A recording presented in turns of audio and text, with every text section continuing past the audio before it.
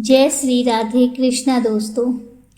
आज के इस वीडियो में मैं आपको बताने जा रही हूँ कि कार्तिक मास का स्नान व्रत कब से शुरू होगा, कब समाप्त होगा, कार्तिक मास में स्नान के नियम क्या क्या होंगे, कब आपको स्नान करना चाहिए, पूजा का समय क्या होगा, सुबह में कितने बजे तक आपकी पूजा संपूर्ण हो जानी चाहिए, सूर्य देव को जल कब चढ़ाना चाहिए, आप दीपदान कब करें, तुलसी माँ की पूजा कैसे करें, कब करें, कार्तिक मास के स्नान से संबंधित सारी जानकारी आपको इस वीडियो में मिलेगी। इसके अलावा आपको जानकारी दूंगी कि अगर आप कार्तिक स्नान और व्रत नहीं भी कर पाते हैं तो आपको किन किन नियमों का पालन करना चाहिए जिनसे कार्तिक स्नान के बराबर ही आपको पुण्य की प्राप्ति हो। वीडियो को अंत तक जरूर देखें जिससे कोई भी जानकारी आप तक अधूरी ना पहुंचे। मासानां कार्तिक श्रेष्ठो देवानां मधुसूदन तीर्थ नारायणाख्यम हि तीर्थ्यम दुर्लभम क्लो।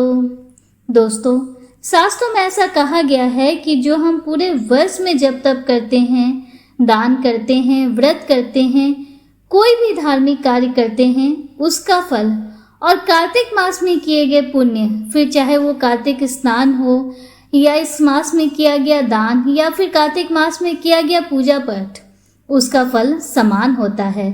मतलब वर्ष भर में हम जो कोई भी पूजा पाठ करते हैं उसका कई गुना होकर मात्र कार्तिक मास का फल हमें मिलता है। कार्तिक मास भगवान श्री हरि विष्णु का प्रिय मास है, इसलिए इसे सभी मासों में सर्वश्रेष्ठ माना गया है। इस महीने का स्नान, दान, व्रत, दीपदान, इन सब का अपना एक अलग ही विशेष महत्व है। आइए सबसे पहले आपको जानकारी देती हूँ कि साल 2023 में कार्तिक स्नान कब से प्रारंभ हो रहा है। पंचांग के अनुसार साल 2023 में आश्विन मास की पूर्णिमा यानी शरद पूर्णिमा 28 अक्टूबर दिन शनिवार प्रातःकाल 4:15 पर प्रारंभ हो रही है और शरद पूर्णिमा के दिन से ही हमें कार्तिक मास का स्नान प्रारंभ कर देना चाहिए। यानी 28 अक्टूबर 2023 शनिवार के दिन कार्तिक मास का पहला स्नान होगा और 27 नवंबर 2023 दिन सोमवार को कार्तिक मास के स्नान का समापन होगा।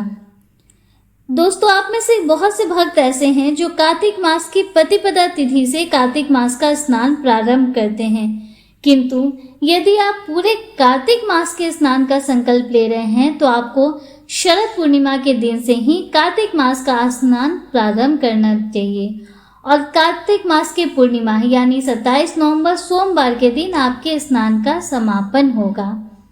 आइए अब आपको कार्तिक मास स्नान के नियमों की जानकारी देती हूँ। आपको ब्रह्म मुहूर्त में स्नान करना चाहिए। ब्रह्म मुहूर्त का समय सूर्योदय से 1.5 घंटे पहले तक का समय माना गया है। जैसे कि अगर सूर्योदय का समय 6 बजे का है तो सुबह 4:30 तक आपका स्नान हो जाना चाहिए। अगर आप कार्तिक स्नान कर रहे हैं तो एक बात का ध्यान रखिए कि बासी घर में पूजा नहीं होती है, इसलिए सुबह सुबह यदि आप पूरी साफ सफाई ना भी कर पाए तो कम से कम हल्की फुल्की झाड़ू भी अपने घर में जरूर लगा ले या फिर अपने पूजा रूम की सफाई जरूर कर ले। दोस्तों, वैसे तो कार्तिक स्नान नदी या तालाब में करने का नियम है, पर सबके लिए ऐसा संभव नहीं है, तो अपने स्नान के जल में गंगा जल अवश्य मिला ले।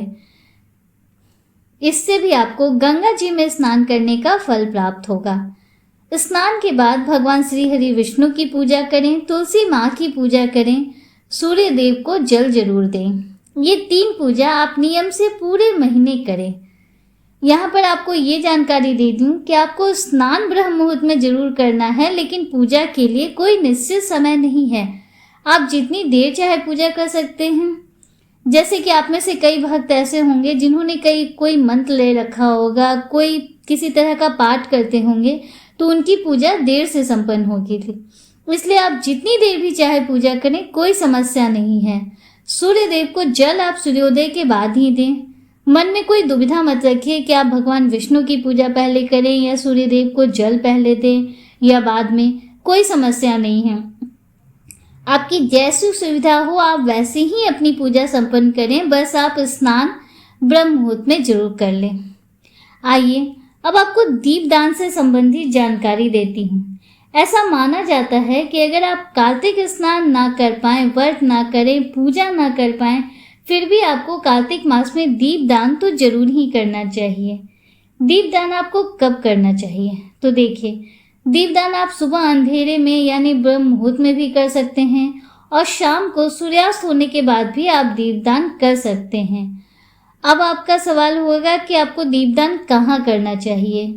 तो आप दीपदान तुलसी के पौधे के पास, केले के पौधे के पास, आंवले के पेड़ के पास कर सकते हैं, या अगर आपने कार्तिक मास में पथवारी लगाई है तो आप वहाँ कर सकते हैं। आप अपने घर के मुख्य दरवाजे पर दीपदान कर सकते हैं, घर की छत पर कर सकते हैं जिसे आकाश दीपदान कहा जाता है, या फिर अपने घर के आसपास किसी मंदिर में भी आप दीपदान कर सकते हैं।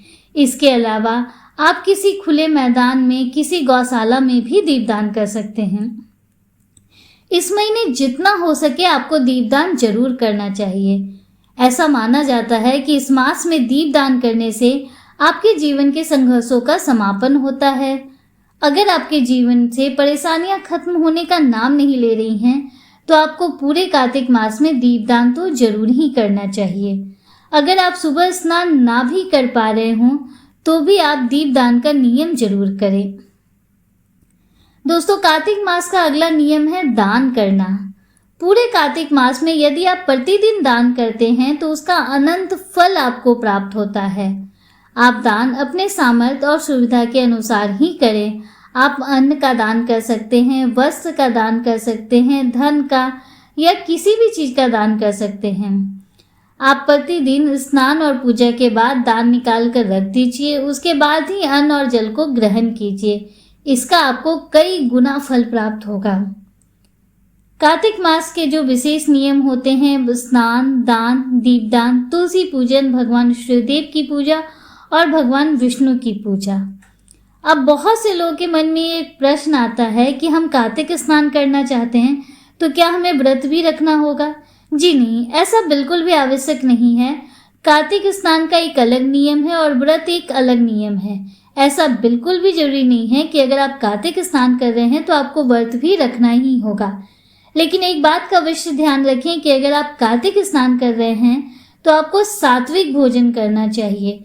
प्याज लहसुन का प्रयोग भी वर्जित माना गया है। इसके अलावा कार्तिक मास में आप तुलसी पूजा भी सुबह शाम नियमित करें। तुलसी माँ में जल अर्पित करें, दीपदान करें और यदि संभव हो तो ओम नमो भगवते वासुदेवाय नमः इस मंत्र का जाप भी जरूर करें। तुलसी पूजा से संबंधित वीडियो भी मैं जल्द ही आपके साथ शेयर करूंगी। इसके अलावा कार्तिक मास में कोई धार्मिक पुस्तक जरूर पढ़ें या फिर कार्तिक मास की कथा पढ़ें या श्रवण करें। कार्तिक मास में किसी मंत्र का जाप जरूर करें। भजन कीर्तन भी आप कर सकें। इस महीने जितना हो सके अपने आप को भगवान श्री हरि को समर्पित कर दीजिए। भगवान श्री हरि आपकी सभी मनोकामनाएं पूरी करेंगे। तो 28 अक्टूबर से कार्तिक मास का स्नान प्रारंभ होगा। आप लोग जरूर करें। व्रत ना भी करें तो भी स्नान तो जरूर ही करें। दोस्तों, उम्मीद करती हूँ कि कार्तिक मास से संबंधित ये जानकारी आपको अच्छी लगी होगी और वीडियो आपको पसंद आया होगा। अगर वीडियो आपको पसंद आया हो तो वीडियो को लाइक कीजिए, दूसरों के साथ शेयर कीजिए, कमेंट में जय श्री राधे कृष्णा हर हर महादेव जरूर लिखिए। अगर आप हमारे चैनल पर पहली बार आए हैं तो चैनल को सब्सक्राइब कीजिए, बेल आइकन जरूर प्रेस कीजिए जिससे आगे भी आपको ऐसी ही रोचक जानकारियाँ मिलती रहें।